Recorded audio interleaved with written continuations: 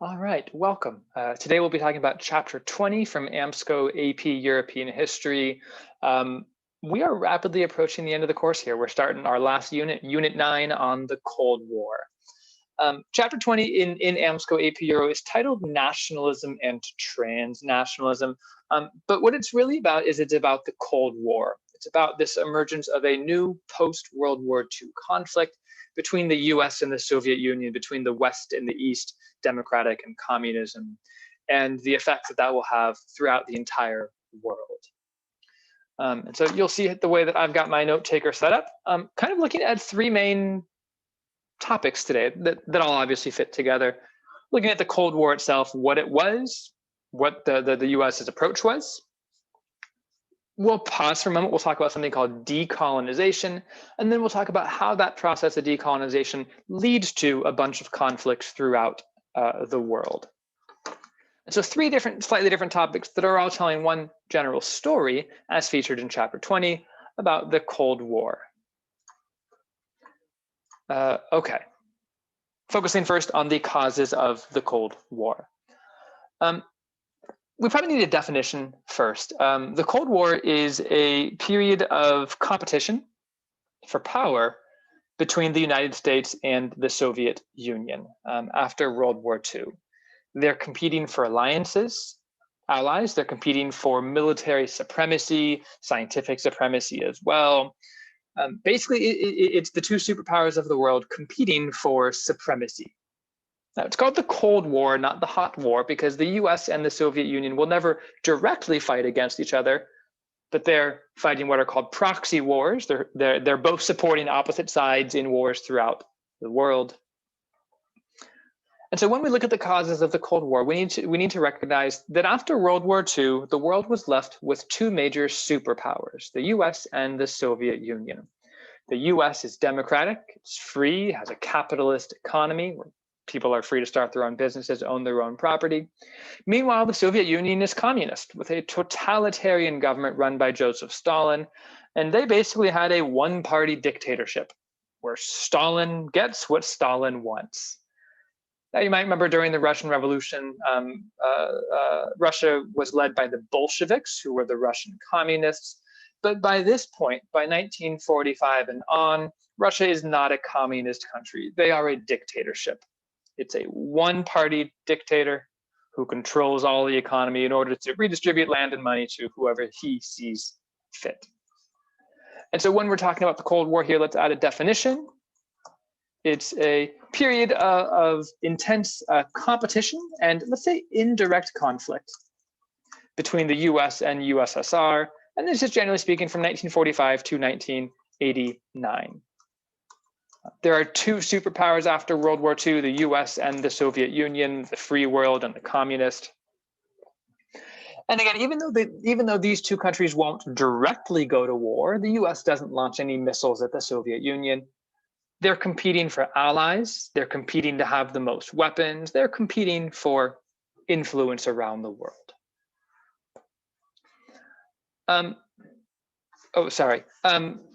These two countries were allied together during World War II out of necessity.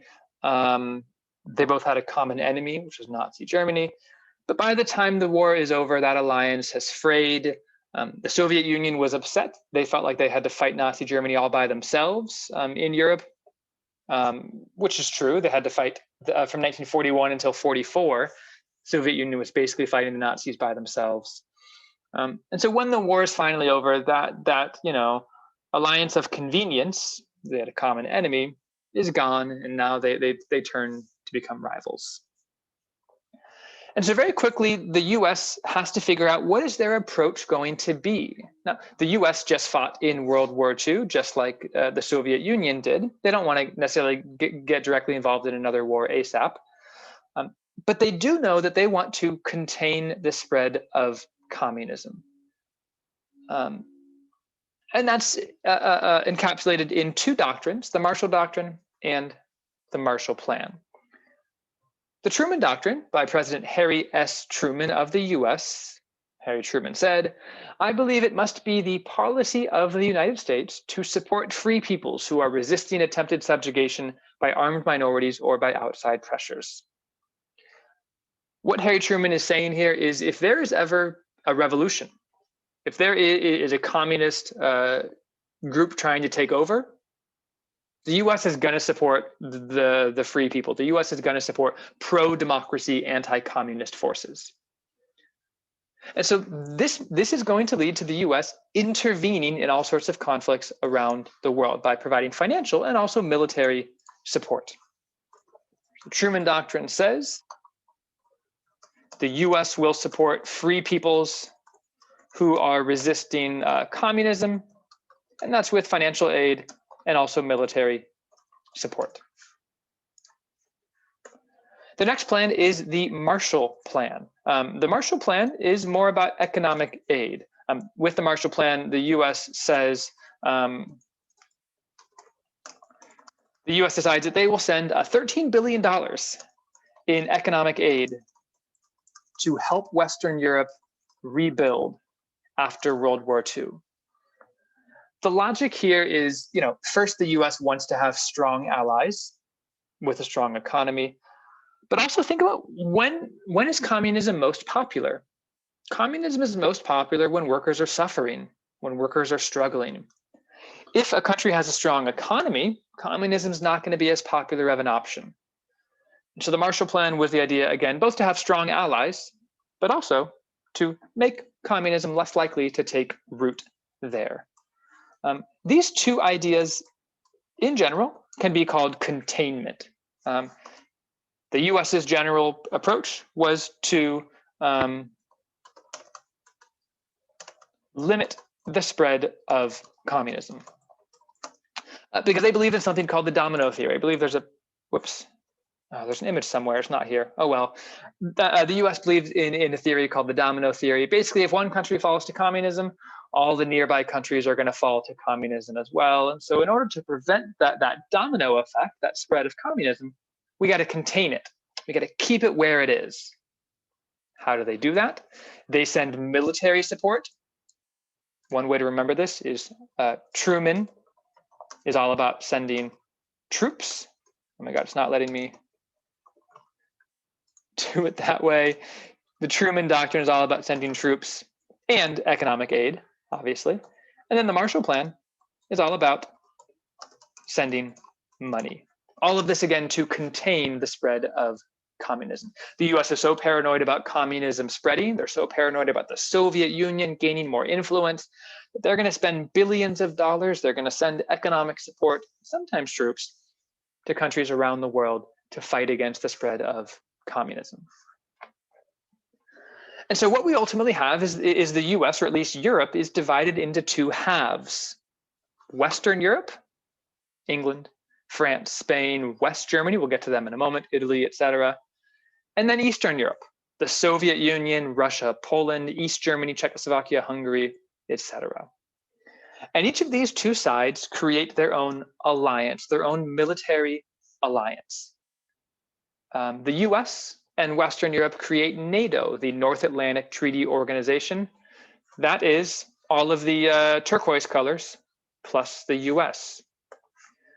Soviet Union, meanwhile, they create the Warsaw Pact. The Warsaw Pact is all the red countries, Soviet Union plus Eastern Europe.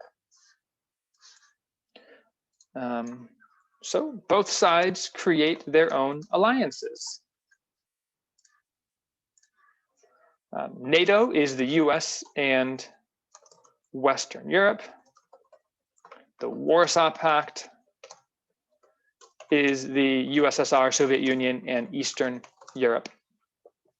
Now, at first glance, these two alliances seem to be for the same purpose, to make sure that you have plenty of defense.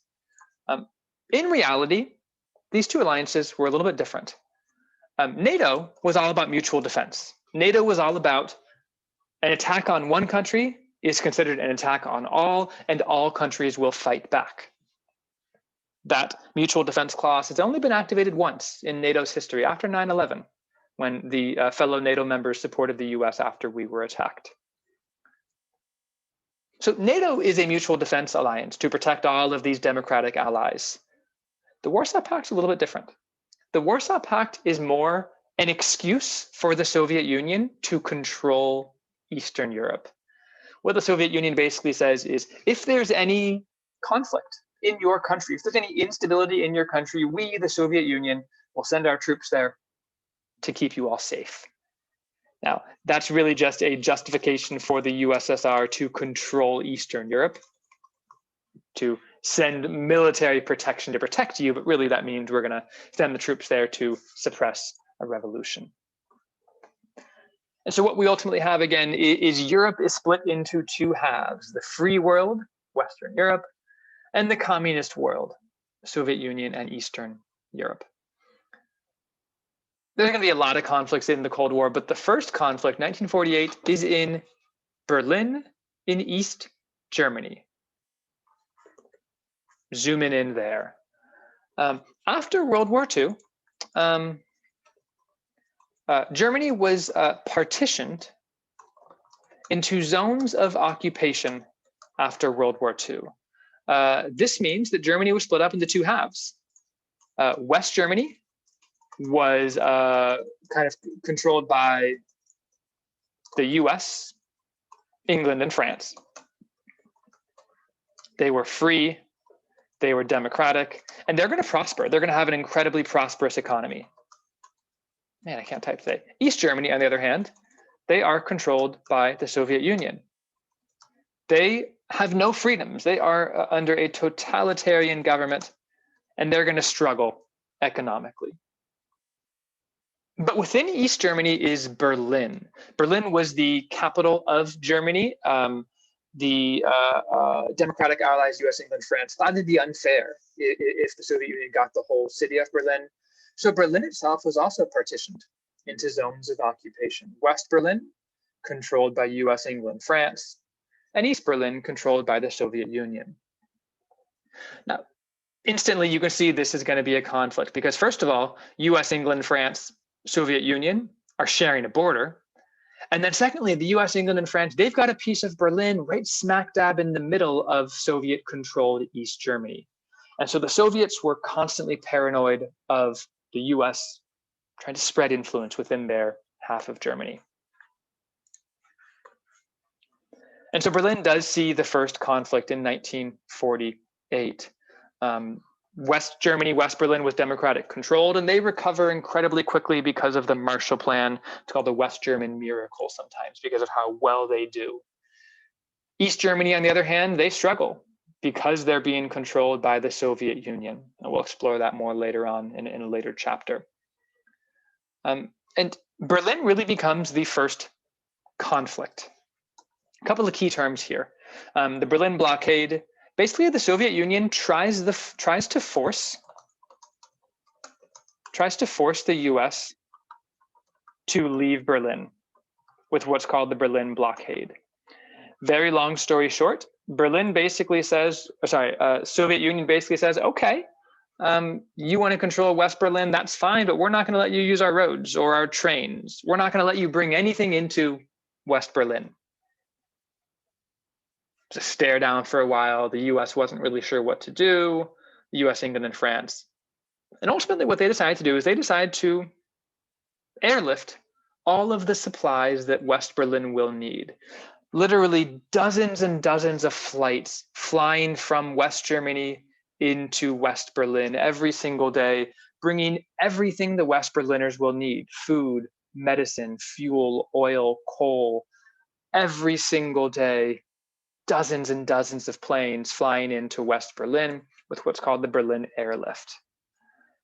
Eventually, the Soviet Union backs down, and there's this kind of awkward, peaceful coexistence between the two halves until East Germany eventually builds the Berlin Wall, which is a physical division between East Berlin and West Berlin. Here's a photograph of the Berlin airlift, these planes going into West Berlin. This is Checkpoint Charlie, which is the entrance to the American sector of West Berlin, and then a piece of the Berlin Wall that you can still see in Berlin. Whoops.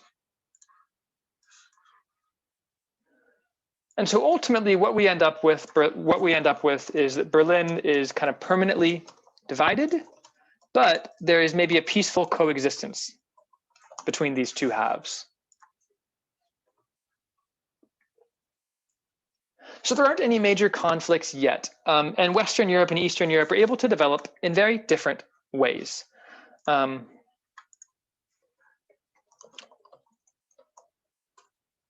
Western Europe, they prosper. Western Europe is able to recover quickly, and they're able to prosper economically. Now, a lot of that is because of economic recovery from the Marshall Plan.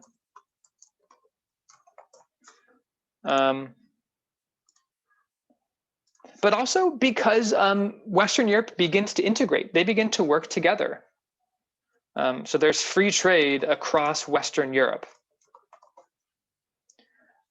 France creates a new republic as well under Charles de Gaulle. England creates social welfare to support all people. And so Western Europe, they are prospering. They're able to recover very quickly, partially because of aid from the US with the Marshall Plan, partially because they begin to work together, which will eventually, should actually add, eventually this will lead to what's called the European Union, or the EU today.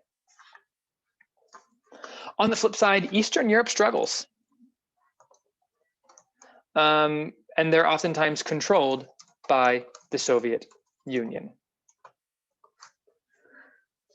There is no democracy in Eastern Europe. There are no freedoms in Eastern Europe. Whatever Stalin wants, whatever the Soviet Union wants, that's what he gets. The Soviet Union controlled the economy and politics in the East, which basically leads to no innovation, no economic growth, and also just like dissatisfaction in general, especially as Eastern Europeans looked to Western Europe and saw how well Western Europe was doing. Now, we'll see that there's going to be rebellions in 1956, 1968, 1989 as well. We'll get to those in next chapter. But for now, just know that there is this clear dichotomy, this clear contrast between Western Europe. Let me throw the map up again. This clear contrast between Western Europe, which is doing quite well, they're free, democratic, and Eastern Europe, which is struggling immensely, totalitarian, controlled by the Soviet Union, no real freedoms. It's amidst this context that an entirely different process is occurring. This is kind of a sharp right turn, something called decolonization. Decolonization is the process of all of those colonies gaining their independence. Now, you might remember the age of imperialism, kind of 1870 to 1914. All the European countries created vast empires in Africa and also in Asia.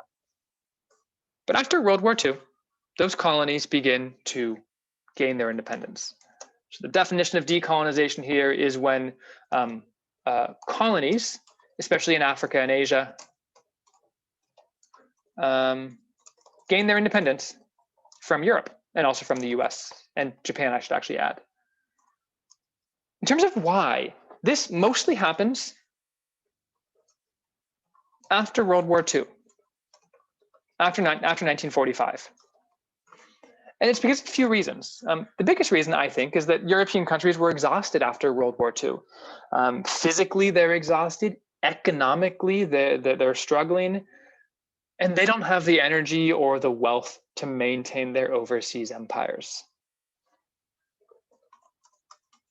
So Europe is exhausted after World War II. And there's no desire or money to maintain their empire. But then also during World War II, a lot of colonial subjects, they fought alongside their British and French brothers. And they looked and they saw, well, you know, I'm an Indian. I don't have any freedom back home, but these, you know, my British fellow soldiers who served the same king, they have all these freedoms. And so colonial soldiers fighting alongside their white European subjects, I suppose, fellow subjects, they began to become conscious of the rights that they should have, of rights and freedoms. And that was best encapsulated by this idea of self-determination. Every country should have the right to determine for themselves their own government. And so decolonization sweeps across the world after World War II. Two quick examples of this, England and then France. British decolonization was relatively peaceful. Basically, the British government decided that it was too expensive to maintain their empire. India is the best example of this, where under the leadership of Mahatma Gandhi, who used non-violent strategies like boycott, a hunger strike, powerful speeches, convinced the British Parliament to give India independence. So with England, England essentially decided that colonies were too expensive to maintain. And so India gains their freedom with nonviolent protest, oftentimes led by Gandhi. It's a massive oversimplification. There were violent conflicts within that, but there's no major war. French decolonization, on the other hand, was the exact opposite. France was not willing to give up their colonies. France clung to their colonies, especially in Indochina, for as long as they could. So France fought to hold on to their colonies. And so that's going to lead to war in Algeria and also war in Vietnam. The specific details of the story are different, but the ending is the same. France is going to lose their colonies, but they're going to have a costly war along the way. The last example of decolonization is the creation of the State of Israel. Israel was created as a homeland for the Jewish people in 1948. It was created by the United Nations, the international organization made after World War II. Very long story short, for the last 60 years, there had been this movement in Europe called Zionism, led by a man named Theodor Herzl. And Zionism basically said that Jews need their own homeland. Jews will never be safe living amongst other people of other faiths. There had been so much anti-Semitism from the Dreyfus Affair in France in the 1890s to the Holocaust during World War II. So the Jews finally got their wish. The State of Israel was created in 1948. But immediately that's going to lead to all sorts of conflicts between Israel and the Middle East. Countries like Egypt, Jordan, Syria, surrounding Israel. So I'm going to add just some quick notes here. Israel was created in 1948 as a Jewish homeland, but that leads to kind of constant conflict with their Arab Middle Eastern neighbors.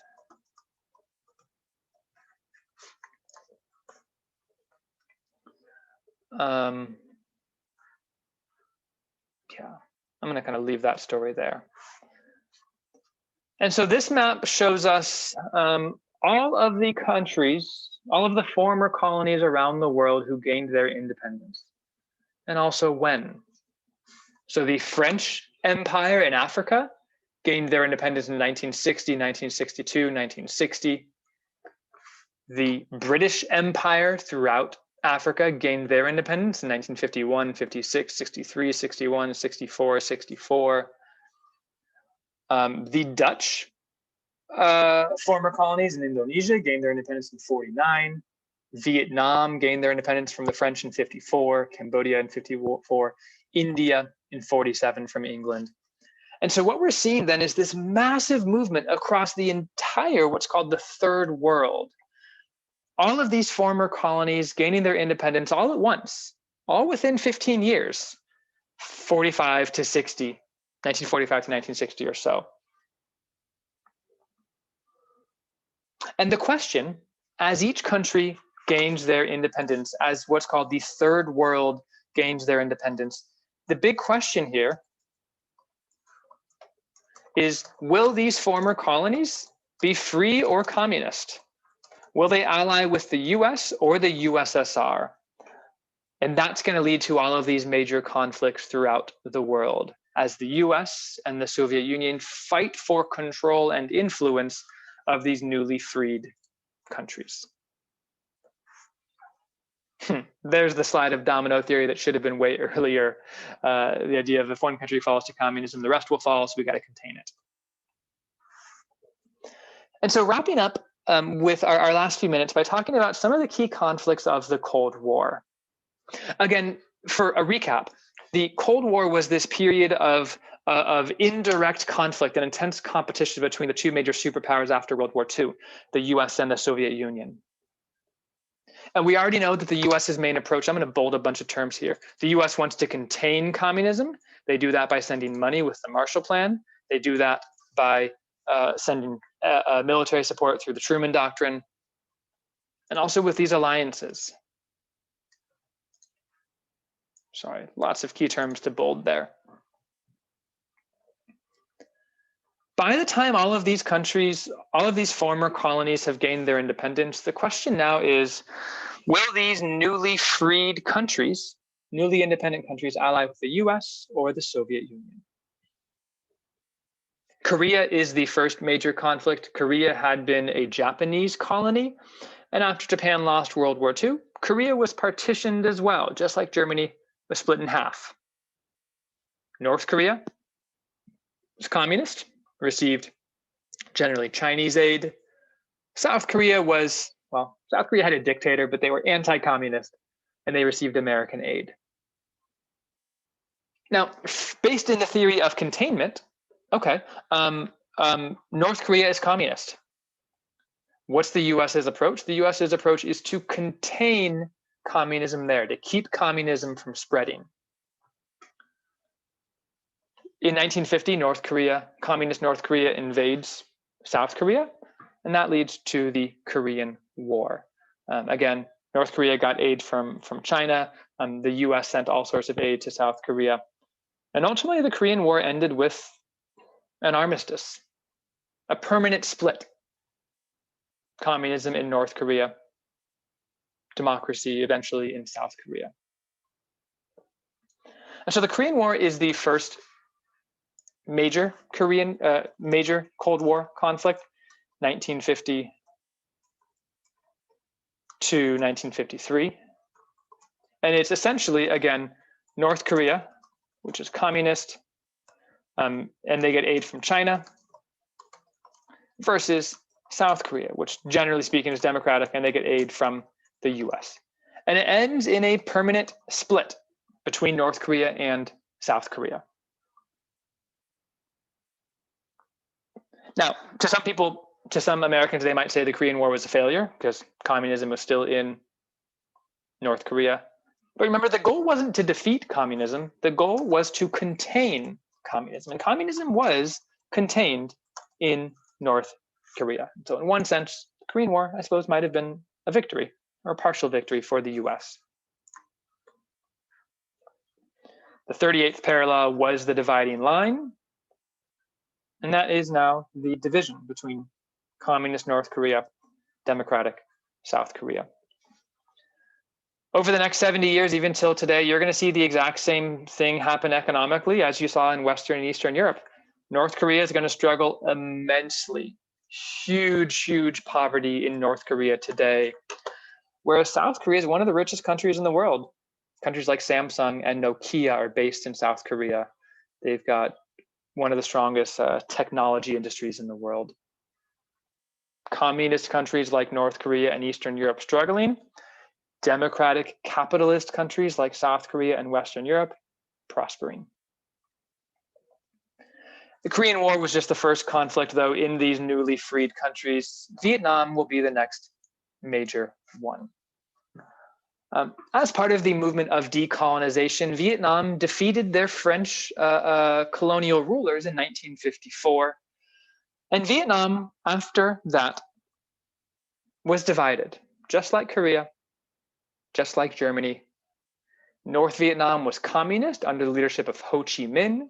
They received assistance from the Soviet Union. South Vietnam was, again, a dictatorship, but a pro-Western anti-communist dictator with support from the US.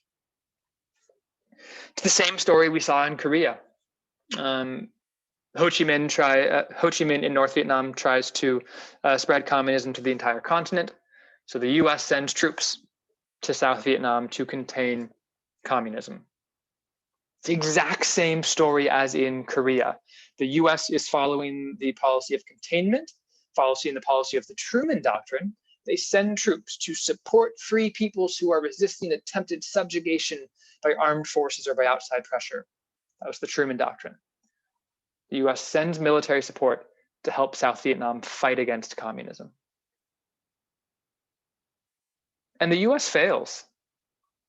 The US loses the Vietnam War in the most costly military disaster the US has ever had.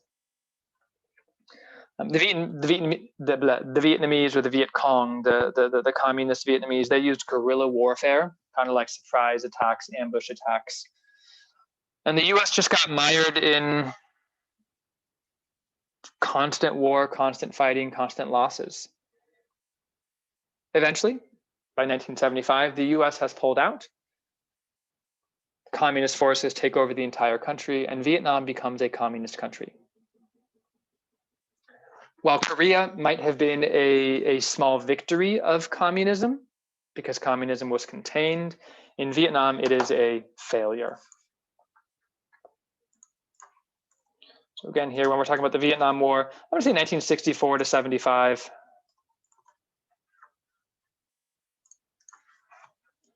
Again, Vietnam is split in two after they get independence from France, but the US supports South Vietnam to contain communism. And ultimately, the US fails. Containment fails. All of Vietnam becomes communist. And so this is important for a lot of reasons. First, this launches huge anti-war protests throughout the world, especially in the year 1968, which is a year that we'll explore a little bit later on down the line. And this also kind of shows the limits of US power. It shows that the US cannot bully their way to victory in every single conflict. That maybe they have to use a different approach called détente. Some photographs of the Vietnam War, both how it was fought in the jungles, protests in Vietnam of a Vietnamese monk who self-immolated himself. He lit himself on fire to protest the war. Protests in US, oftentimes led by students. And then the effects of the war on the Vietnamese people. This young girl here was a victim of mustard gas, of a poison gas attack. And she just stripped her clothes off because they were burning. Her clothes were so covered in poison that they were burning her skin. So showing the human effects, the costs of war.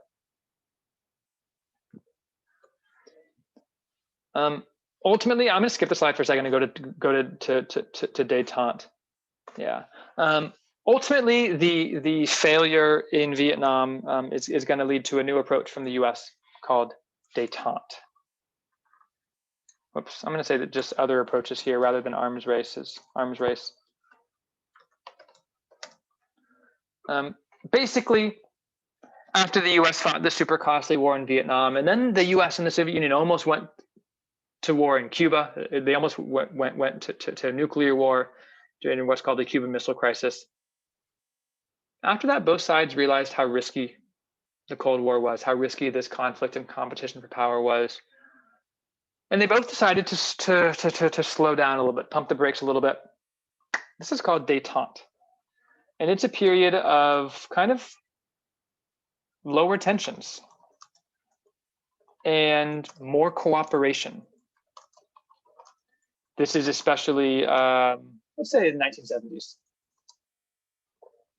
And so there are treaties that both the US and the Soviet Union sign that limit the amount of nuclear weapons that a country can have. And there's an agreement signed by the US and the Soviet Union called the Helsinki Accords that recognize the rights of all citizens and recognize the border of all citizens. Basically, it's illegal to invade another country. The US negotiates with communist China for the first time in the 1970s. It's called ping pong diplomacy.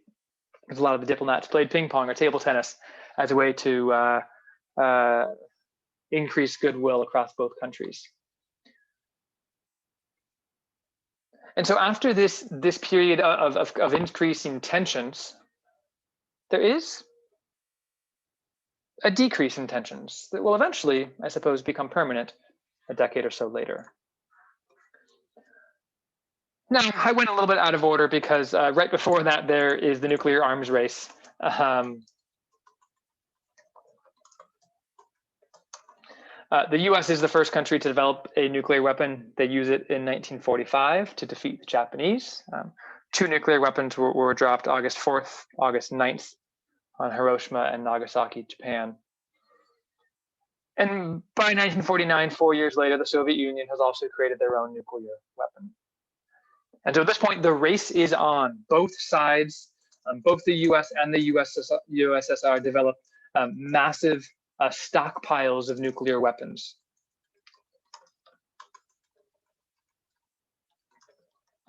Let's see if we can see this graph here, how many they had. 40,000 nuclear weapons. The US had the early lead, but by 1990 or 80, the Soviet Union now has more nuclear weapons. 1 nuclear weapon was enough to wipe out an entire city. 40,000 nuclear weapons was enough to destroy the entire world, truly. Nuclear weapons were never actually used. They were instead used as a deterrence. Nuclear weapons were used to deter or to discourage war. It's a little counterintuitive. It goes against what you would think. But think about it. If I'm the US and I know the Soviet Union has 40,000 nuclear weapons, and if I know that if I ever attack the Soviet Union, they're going to launch a nuke at me and they're going to wipe out my entire city, I'm not going to go to war. I'm going to try to negotiate. And so by having nuclear weapons, that actually discouraged war and encouraged diplomacy, negotiation. And part of that is because both sides knew that nuclear warfare was mad. They knew that if 1 nuclear weapon was ever used, it would lead to mutually assured destruction. If the US launches a nuke at the Soviet Union, they're going to know. They're going to see it on their radar. They're going to have 15 minutes to respond. What are they going to do? They're going to launch nukes back at the US. The US will respond with nukes at the Soviet Union. And what happens? Both sides are destroyed. If nuclear weapons were ever used, it would be mutually assured destruction.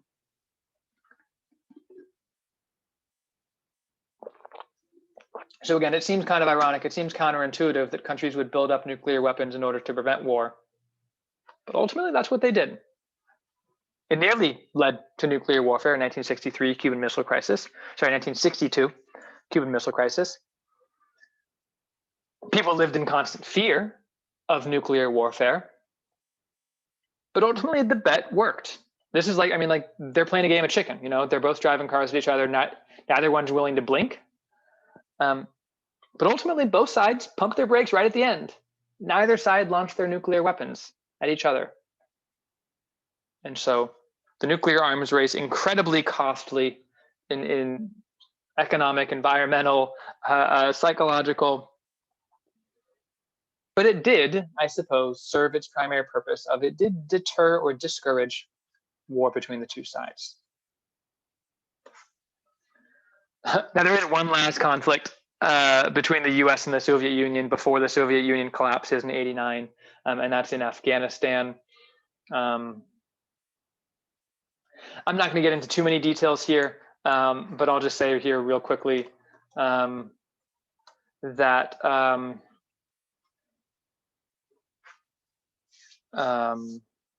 increases tensions between the US and the Soviet Union. The Soviet Union installs their own government in Afghanistan. The US supports anti-communist forces. And even though the Soviet Union wins the war, I suppose the war was incredibly costly to the Soviet Union. So I'm going to add some quick notes here. This is kind of the last conflict between the US and the USSR, and this is in the 1980s. And the war weakens the USSR, and ultimately it's going to lead to their collapse a few years later. We'll explore that much more later on, next chapter. And so as we wrap up this very long lecture of a lot of different topics, the Cold War, again, is a conflict of power conflict for control and a conflict for influence. As these two new superpowers, the US and the USSR, fought for control of the third world, of these newly independent countries after decolonization. Incredibly costly in Korea, but especially in Vietnam. But eventually there was a shift towards cooperation, diplomacy, détente. And so as we're recapping here, pause as you need to. Again, you have the Cold War itself. All of these key terms you should be familiar with. The US following containment, Truman Doctrine, Marshall Plan. And we see a clear split between Western Europe prospering and Eastern Europe struggling. And then we see this movement of decolonization of African, Asian countries gaining their independence, and the wars that leads as the US supports one side, the Soviet Union supports another. By the time we finish this story today in about 1980 or so, the US and the Soviet Union are still competing for power, but they're getting tired. They're tired of the military cost, they're tired of the economic cost, and so they begin to pump the brakes a little bit. We'll look next chapter at the ultimate collapse of the Soviet Union in 1989. But again, pause here if you need it. And pause here if you need it as well.